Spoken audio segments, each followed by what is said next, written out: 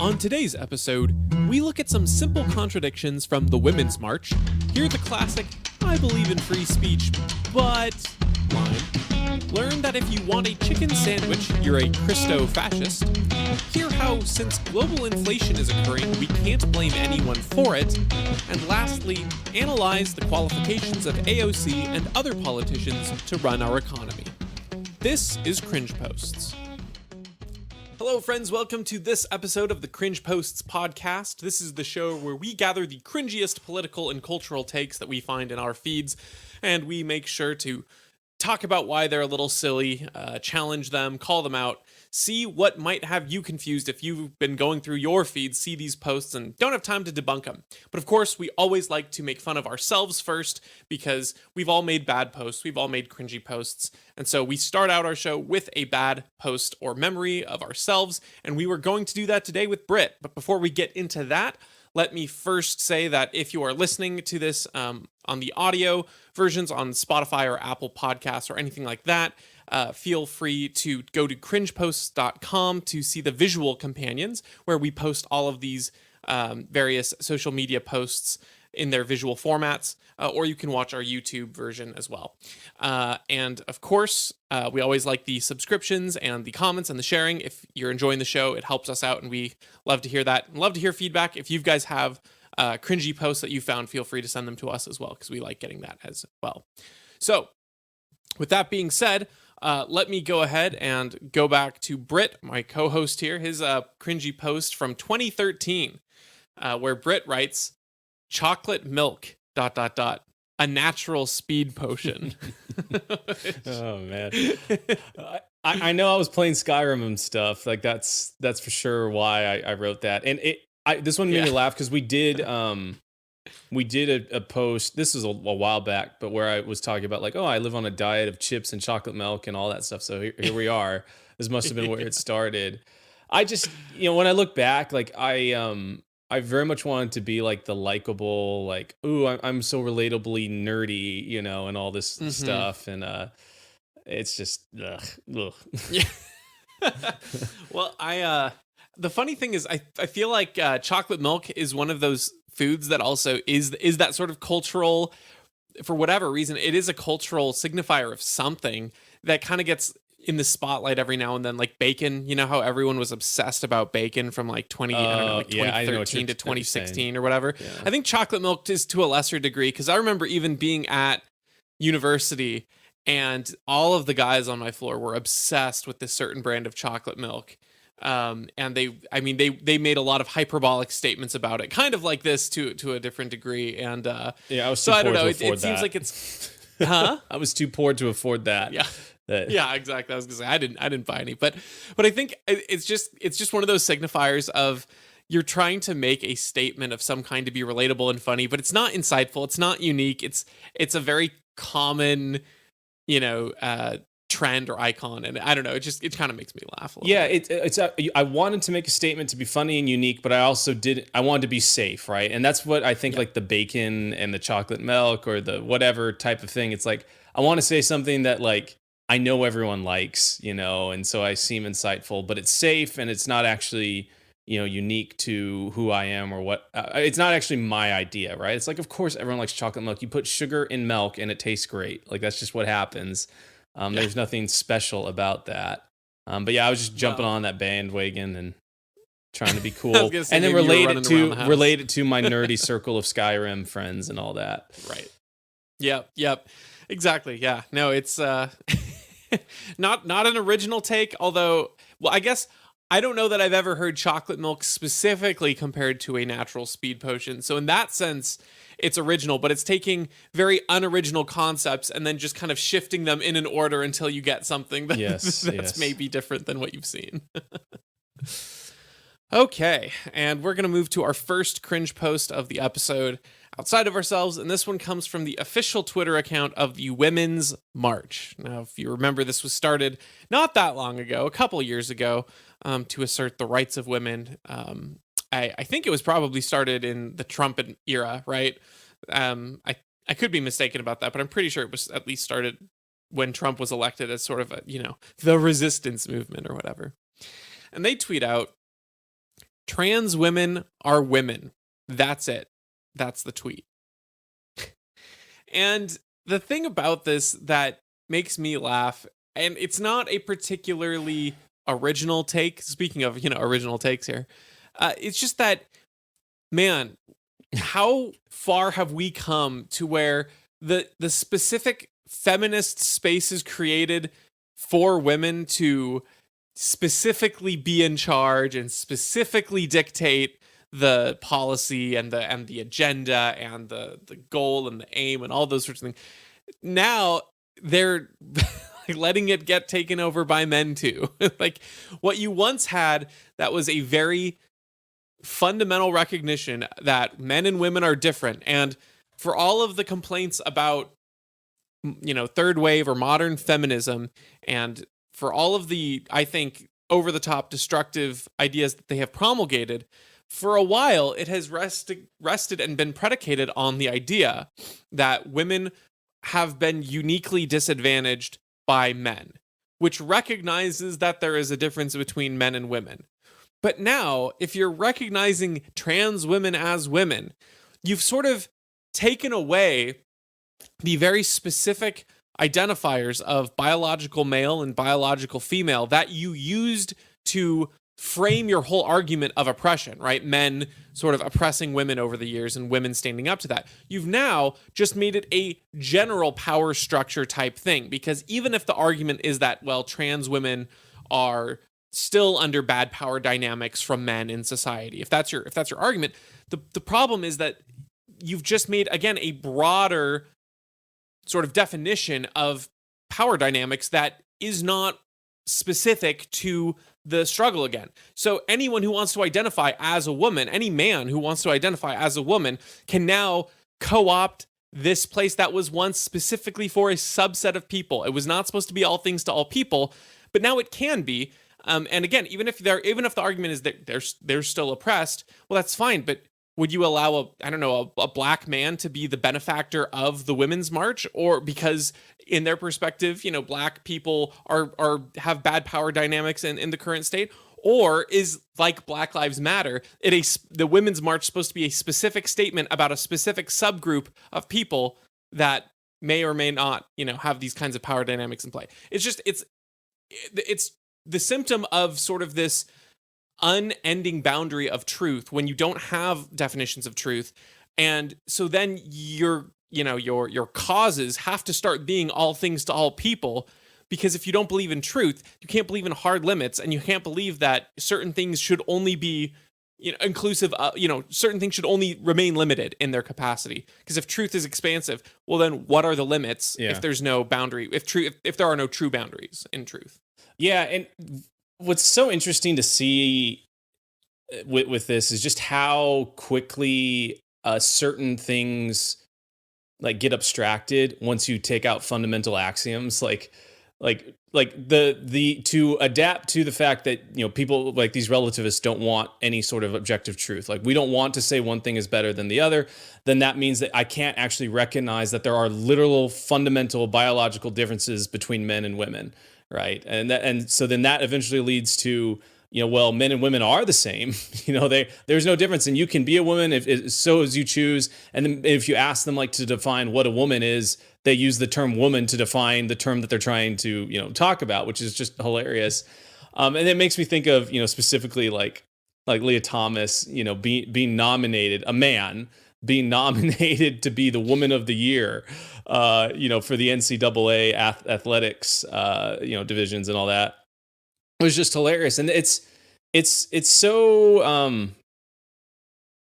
terrifying, to debase yourself this far from reality, because then anything goes, and when anything goes, you can't actually operate in the world, right? Like, everything that we do is predicated on the fact that we know we can rely on our perceptions, and we know we can rely on there being something that is right and true. And you see these on YouTube, like these man on the street kind of videos that they go around asking people Matt Walsh's What is a Woman? He does it a couple times, asking them what a woman is. And everyone is so scared, right, to answer.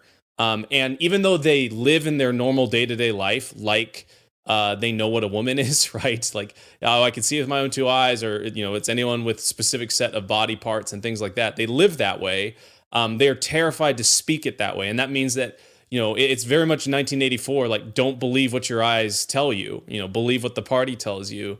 And for the Women's March, right? Like it's what is it? It's syndrome in The Incredibles. When everyone's super, no one is. It's like, well, when everyone's a woman, then no one's a woman, right? So it should just be March. It doesn't need to be the Women's March. It's just March.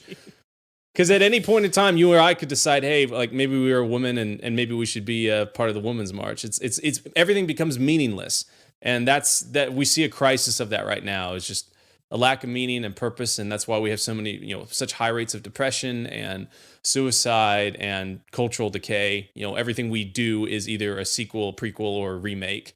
It's not anything original, and that's what happens when a culture loses its meaning, which is fundamentally rooted in the fact that you took out the axiom of fundamental truth.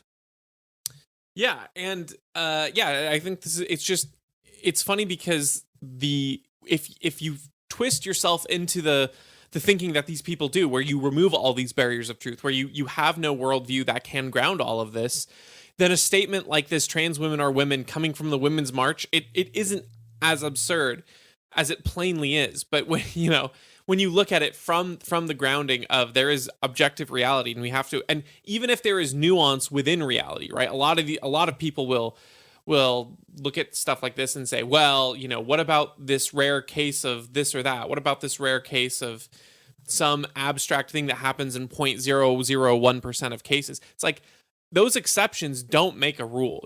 Those can't, I think that's also part of the reason why abnormalities are now being seen, that like even that term is seen as a slur, where it's like to say, no, an abnormality just means it differs from the norm. It differs from the usual, the normal, the regular, when you remove grounded truth and baseline for the judging reality, then everything is abnormal and nothing is normal, because you can't, patterns like that are meaningless if you have no boundaries for them to be set within.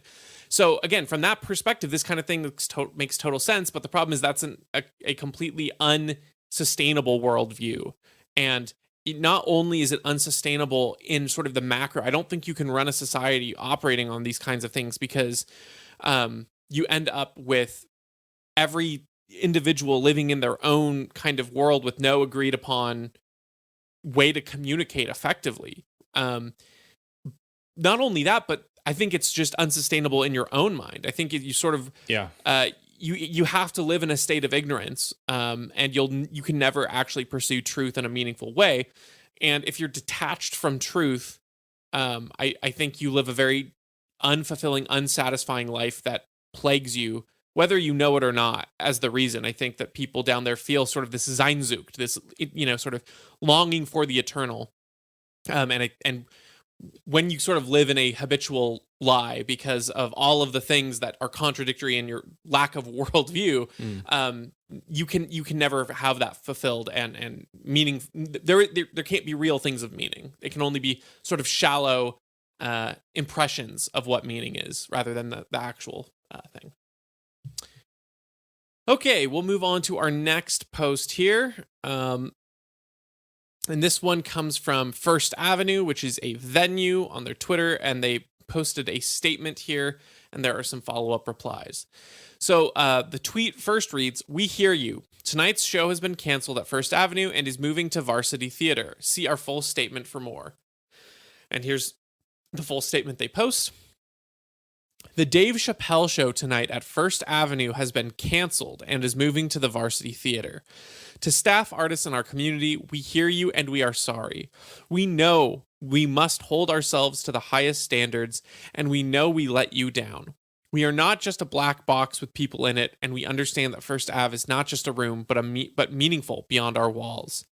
The First Avenue team and you have worked hard to make our venue the safest spaces in our country. Our venues, the safest spaces in our country, and we will continue with that mission. We believe in diverse voices and the freedom of artistic expression, but in honoring that, we lost sight of the impact this would have. We know there are some who will not agree with this decision. You are welcome to send feedback." If you are a ticket holder, look for an email with information on your tickets transferring to the show at Varsity Theater.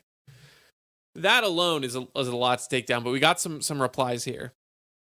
First is, thank you. It is the right decision. But you can't just say, or you can't just quote, my bad out of this. Help us understand.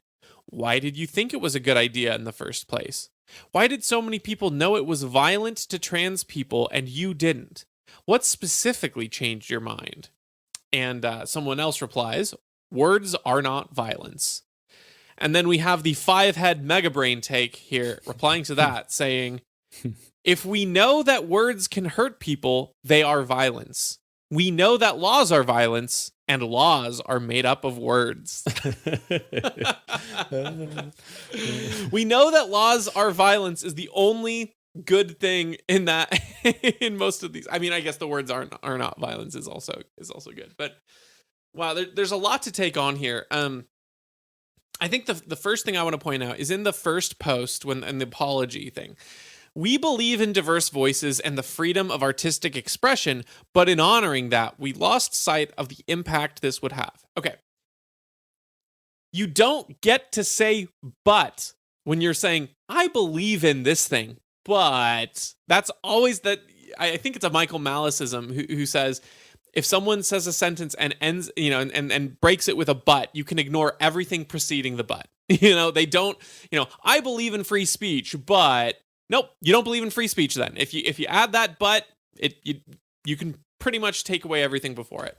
And I think that this is one of those cases because the diverse voices that they believe in only go one way. Hosting Dave Chappelle is not even anti-trans. Like his special where he makes jokes is making jokes. Like that's what he's a provocateur. He's trying to rile people up. He's trying to get you to think about truth in an odd lens or in a funny way or highlight certain aspects of the truth.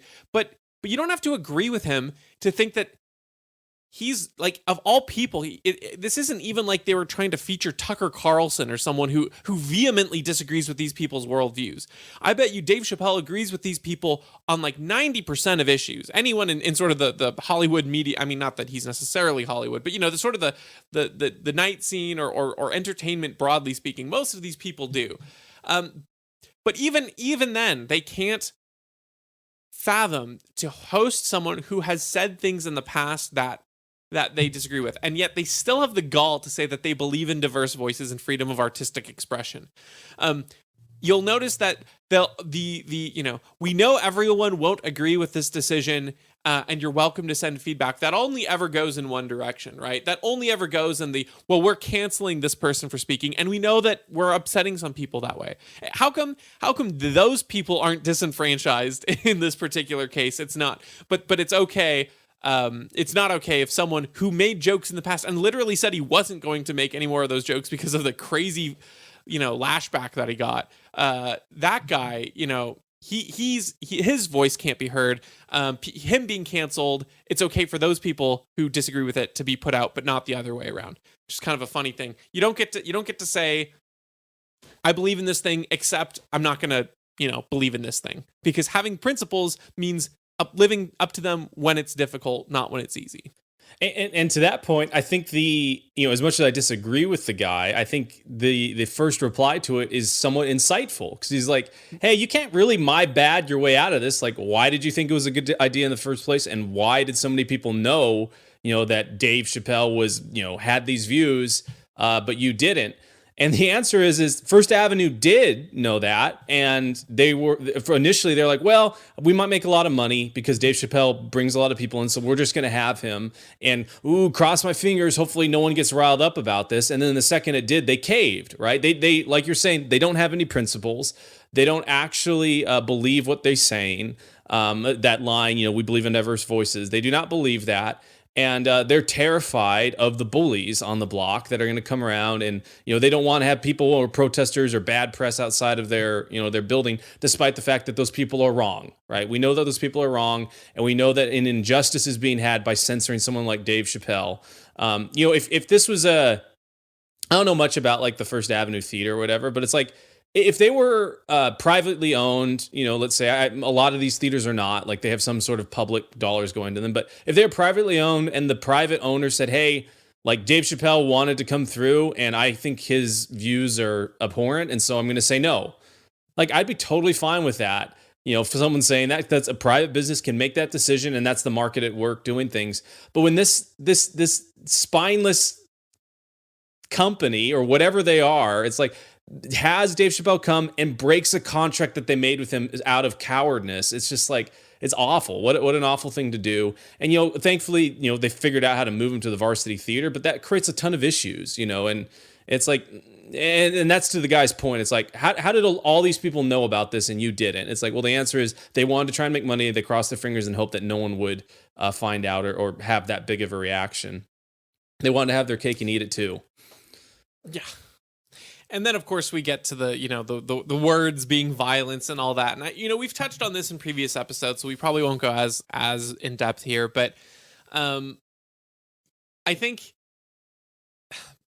the sort of, what is it? The disillusion of words and their definitions, kind of again in this theme of how truth is not finite to these people. There are no boundaries of it. It's just this expansive, whatever you want kind of reality they live in. You can modify and adapt these words to suit their needs. And so the very literal definition of violence, meaning inflicting, force on someone or destroying property, or that, we now need a separate word for that. If you were to try to specify that versus something like this, which apparently is violence, saying these jokes are violence, which is just not true. You can say that there is incitement of violence, and I don't think his words did that either. But inciting violence and committing violence are two very different things.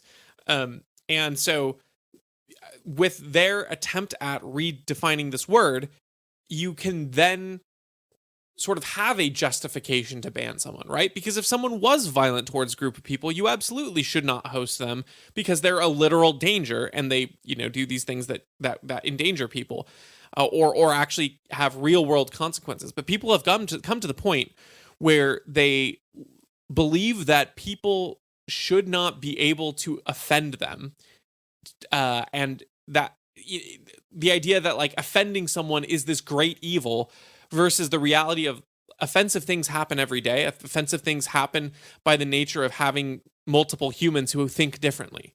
Offense is not, intentionally offending someone might be mean depending on the context, but the mere act of being offended is not a bad thing. In the same way, so it's like, your hand being burned is not, it's not necessarily a bad thing in the sense that if you were going to keep holding on to the boiling pot of water, holding the metal, you would take serious damage if you didn't get that burn, right? So it's like, okay, I burned myself. Is that an inherent bad? Probably not. In a lot of cases, it's like, I didn't realize that the stove was on and I burned myself. That's a good thing. And people treat, again, offense like it's this means to an end itself. So again, if they were offended, then it hurt them emotionally and they don't know how to sort of pick themselves up. And so it's violent towards them. And so in that way, words are violence. And then laws being made up of words. I mean, I don't think that that's the threatening part. Yeah. Although it is a little bit insightful, right? Like to say, yeah, the Constitution is just a piece of paper. People who claim that it's going to be the ultimate defense of their liberties, it is just words on paper. The only reason why laws are violent is because they're backed up with force, with actual violence. And if the people who are committing that actual violence don't want to choose to uphold certain parts of that Constitution, I don't think the words are going to do anything to stop them from doing that. Yep.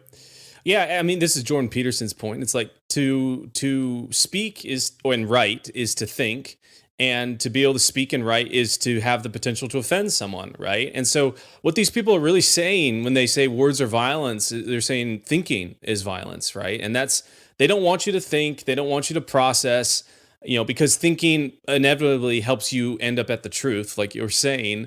And they don't want you to end up at the truth because there is no such thing as the truth to a lot of these people. And so that's why words and speaking and thinking are so offensive to them, because you become more capable, you become stronger mentally, you become more informed of your decisions and more cognizant of what they do and how to interact with the world. And that is antithetical to what these people want for you in your life. They want for you in your life to be ruled by some central authority, and they want you to be subservient to that and to do what they tell you to do and to not think about it, and therefore not speak. Absolutely right.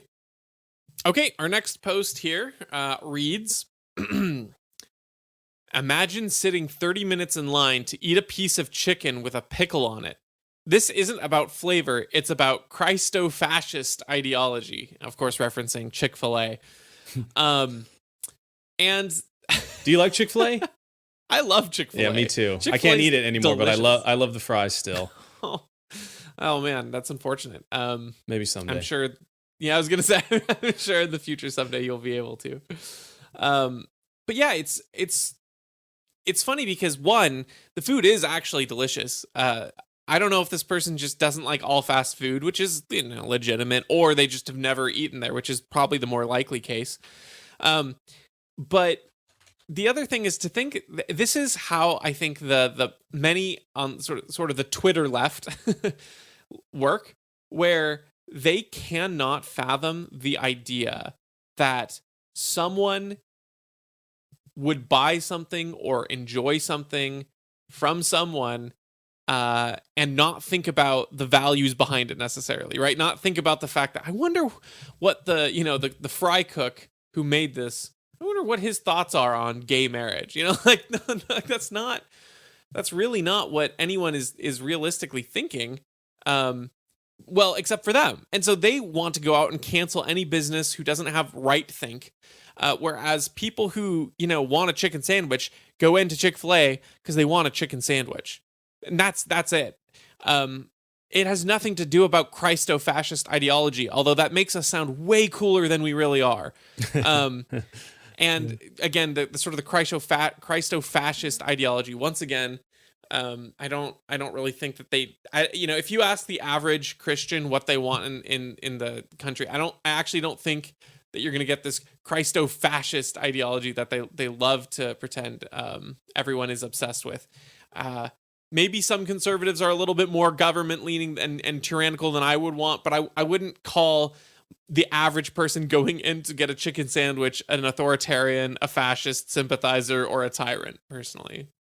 Yeah, I mean, one, like you're saying, Chick-fil-A is delicious. They do a fantastic job. I mean, you won't find a cleaner restaurant or more welcoming staff, at any fast food restaurant. They kind of redefine that, which is pretty amazing. And they're so efficient. Like here in Seattle, we've got, I think, 3 or 4 now, and they've just got lines out the door, and they figure out how to get people through. Like it's really an incredible feat that they're able to do such a good job at business.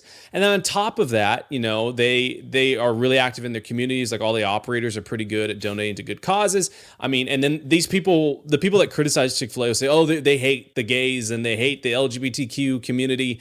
And it's like, yeah, in Chick-fil-A, in Florida and in some of these other states during, pride parades would actually go out and like offer free food to people, right? That were marching and, or during, different types of stuff. Like they don't discriminate. They're like, fine, yeah, we don't care whether you like men or women or the same gender or whatever. Like, as long as you like chicken, you're welcome, in our restaurant, which is that's the market at work. And I just looked it up. So Chick-fil-A is, they are number 8 in terms of revenue in the United States for fast food restaurants. And they're number 8 with being closed, 14% of the year, which is they're closed on Sundays. Every Sunday they totally shut down, which is amazing. And so I just think Chick-fil-A is all of the hallmarks of things that the left hates, about anything, which is, they have good character. They run a business really, really well. They don't grovel. They don't cave to pressure from outside, and they can't be controlled. And then they're polite. So all the things that the left doesn't like and is antithetical to what they do, Chick-fil-A is that. And so it's only natural, right, for them to like it. It's just kind of funny that they put the term, Christo-Fascist ideology. It's like, if that's Christo-Fascist ideology, like, I don't know. It doesn't sound so bad, right? Like, I'm not, you and I are not fond of theocracy or anything like that. And their version of like the Handmaid's Tale or whatever. It's like, Chick-fil-A is not going to be doing that, and Chick-fil-A is not a proponent of that. Chick-fil-A just wants to sell chicken sandwiches and say "my pleasure" when you say thanks. Like, that's all they want to do, and everyone would do a lot better if they had simple goals like Chick-fil-A did. Yeah, I think ironically the obsession with calling every person who wants to eat their chicken sandwich in peace a Christo-Fascist is that all of these memes and like, oh, we're literally in the Handmaid's Tale, all that sort of stuff.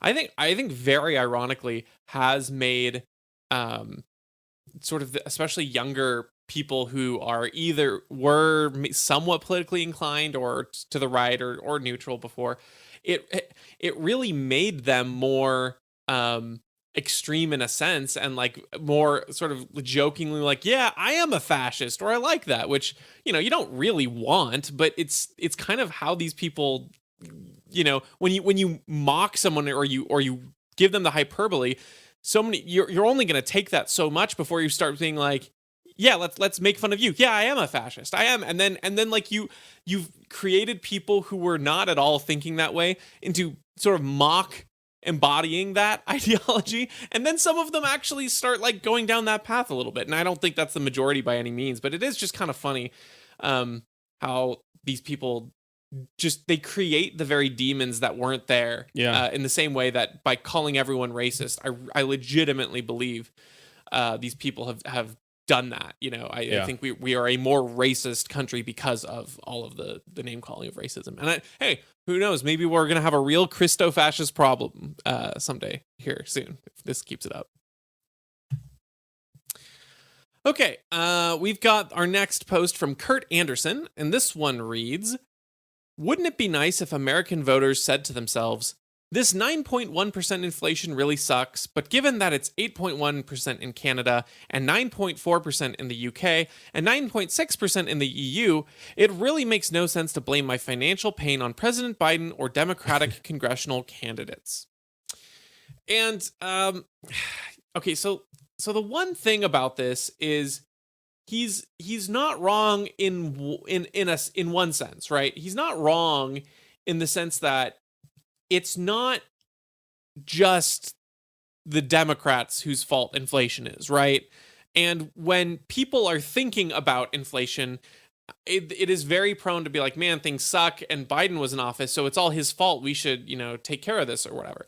And I that's kind of a natural way that I feel like people think with elections, and so it's always this hot potato of, ooh, am I gonna end up with the bad economy, or is it gonna be the next person? We want to make sure to trade it off to the other team. But it's ultimately the actions from before, right? When Trump agreed to shut everything down, and Trump signed the bill that bailed out all these big businesses and corporations and set inflation going. And to say that, just because inflation is globally increased, like, what do you think spurred that on? Do you think inflation just magically happened, and that globally, like, again, the talking points of many left-wing types was that it was just greedy corporations raising their prices was causing inflation, which makes no sense. And that apparently happened in the UK and in Canada and the EU, according to this line of logic. So this person gets one thing right, which is the very, very limited sense that, well, you need to make sure that you're not solely blaming the Democrats for this.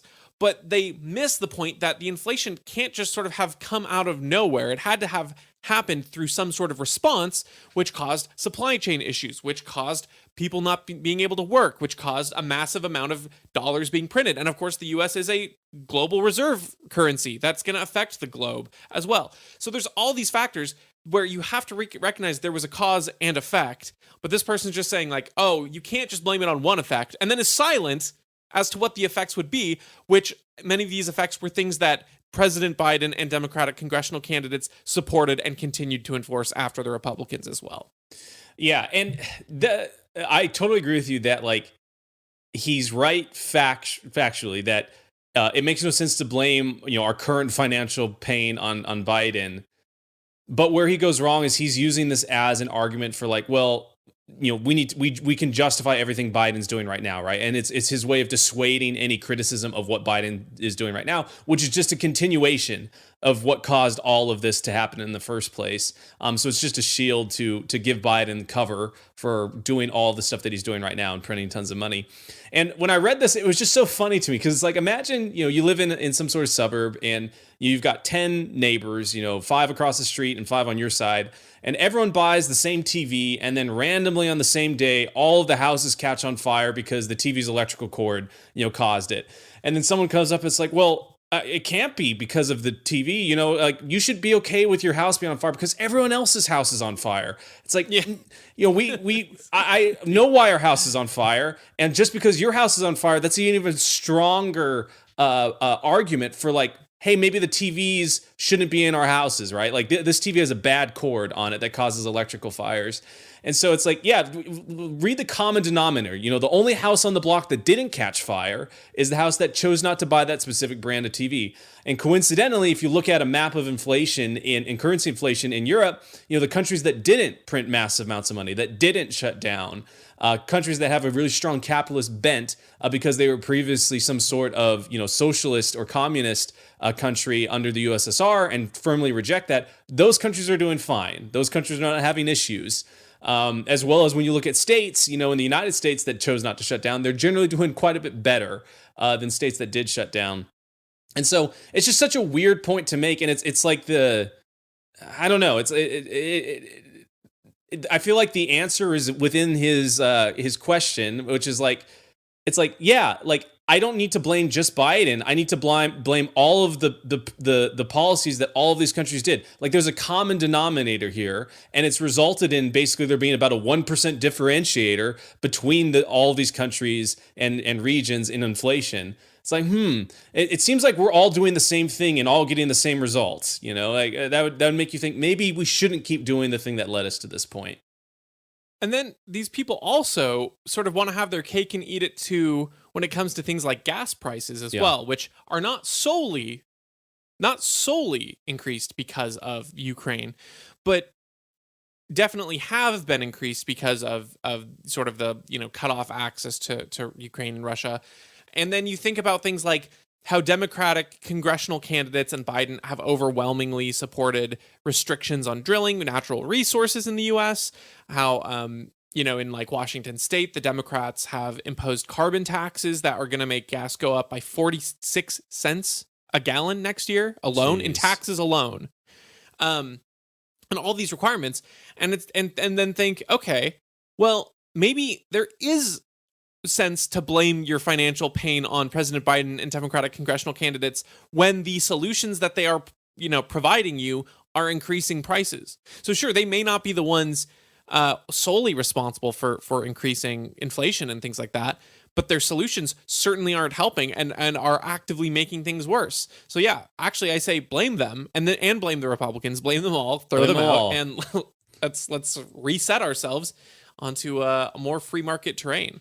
I think it's just very ignorant to say, look at this cause that happened that was not just the Democrats' fault. You can't blame them for any of your problems now. And it's like, no, it's like if I got shot in the leg by Brit and then, I'm bleeding out and my brother comes up and is like, well, you know what? Like, you can't really blame that crazy guy with a machete running at you for your leg wound. So like you shouldn't say you feel unsafe from him because it was Brit that shot your leg. It wasn't this guy who's running at you currently with a machete. It's like you can feel, you can blame people, but multiple bad things can exist at the same time, and multiple people can be to blame for things. I would never shoot you in the leg. Well, don't say never. There might be a scenario, maybe some sort of post-apocalyptic thing where I'm zombified or something. But yeah, but that wouldn't be you anymore. How comforting for you to say.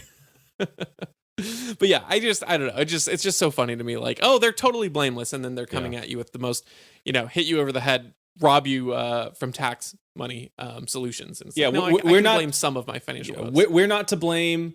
It's the previous administration's to blame. So let us keep doing what the previous administration did. Yeah, yeah, exactly. Yeah. Okay. This post, this one it's kind of it's not accidentally based. It's just short sighted, is how I'll put it. Okay, so nothing in the individual post is wrong, but you'll see where I'm going with this afterwards. AOC never had a child, never been married, never run a business, never run a home, never managed people, never had a professional job, never served on a local committee, no real life experience.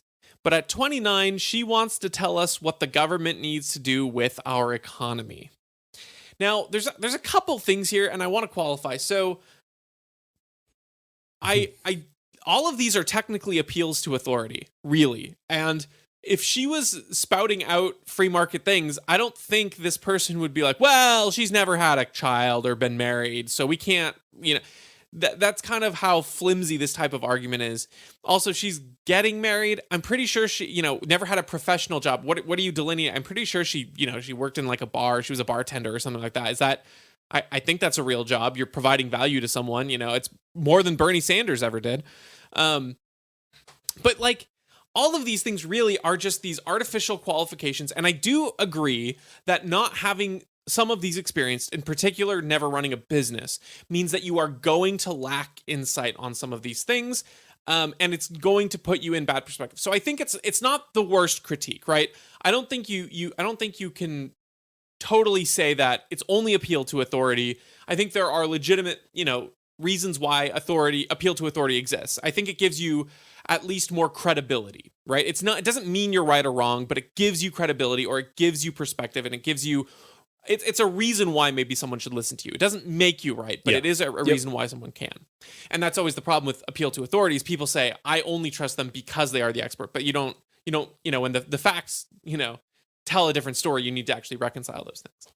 But the bigger problem I have with this post, of course, is that this person says, but at 29, she wants to tell us what the government needs to do with our economy. And it's like, yeah, and you want other people to tell what the government needs to do with our economy. And that's not how economies work. Economies work best when they are spontaneous, when they are free, and when individual people who are on the ground level, who know what they need most, more than anyone else, are able to make those decisions amongst themselves. I think I totally agree with you that it's a flimsy argument, and it is an aspect of appeal to authority. But from our ideological standpoint, I kind of like the implications of it, in that, like you're saying, the Republican page that posted this, it's like, okay, now let's do, factories, or do farms, or do basically anything in my personal life. Like, do you live in Snohomish County? You've never lived in Snohomish County. You've never lived on my street. You don't own the same car that I own. You don't have the same type of family that I have. You don't work at the same type of job that I have. So what gives you the right to make laws that tax me and that do certain things in my county and different things like that? It's like, this scales, right, to everyone, right? Because everyone has their own unique things that make them uniquely qualified to make their own decisions. And the smaller you get, the better these decisions are made. And so, so that it displays the absurdity, right, of having some God king in the White House that is supposedly able to make decisions for everyone. It's like, yeah, maybe that person's had a child, and maybe they've been married, and maybe they even ran a business, but they didn't run a business in the way that 99.9% of businesses in the United States run. They haven't run a business in every single industry. They haven't run a business in, with every single type of structure and form, and, for every different type of product. No one has that type of knowledge. And so therefore there's not a single person that can make decisions for everyone that's going to do a great job. Everyone it's a job that is designed to fail, and you're designed to do a bad job at it because, like I'm saying, no one has that type of knowledge. And so, this person's right. Like, I don't want AOC, who doesn't know anything about my life or anything about my neighbor's life, making decisions for us. Just like I don't want some Republican, in Kentucky or in Texas making a decision for me. I would rather I make the decision, and then I would rather go talk to my neighbors and convince them that maybe this is a good way to go about doing things. And so that's why I like the argument, not because it's like a strong way to argue for something, but because to take that to its natural conclusion, it leaves you with like, well, maybe we should just let everyone that knows what they're doing, do what they're going to do and reap the consequences of that, or the benefits. Yeah, and that's definitely true, and that's maybe the biggest problem where conservatives, just broadly speaking, go wrong. They kind of stop short at the natural inclinations that they have, right? So I think there's oftentimes people sort of shorthand libertarians as like hyper conservatives or things like that, and I think the reason that is because you know, conservatives in theory like the ideas that would lead them down a path to libertarianism if they were consistent. Unfortunately, they have a couple of very strongly held beliefs a lot of the time that prevent them from doing that, like the idea that we need a strong national defense or whatever you have. I mean, conservative such a, you know, if it waves in the wind as to what it means, but and so, you know, on that sense, I understand why some organizations or people or whomever will say, oh, you know, or libertarians are just extremely to the right. And it's like, no, I think conservatives are just very, very, very, very milquetoast libertarians sometimes at best. And so the idea that there's like maybe some hope for conservatives is sort of born out of that idea that they will follow along with this train of thought and get to the natural conclusion that the individual should be making his or her decisions for his or herself or their family. And that is true whether it's the most, you know, versus the biggest federal government or the locust, you know, smallest little local school board. Ultimately, you should have that autonomy. And so it's cringe to me when someone posts something like this and then advocates, this is the same account that posts, you know, it's great that the Florida school is requiring students to say the Pledge of Allegiance with the hand over their heart. Yes. Because it's the same person making these same points and they don't see the contradiction. And that is unfortunate. Yep. I don't have anything to add on it. All right, perfect. Well, with that, we'll wrap up this episode. Thanks, guys, for listening in. And as a reminder, if you want to like and share and comment and all that good stuff, it helps us out. And we will see you on the next one.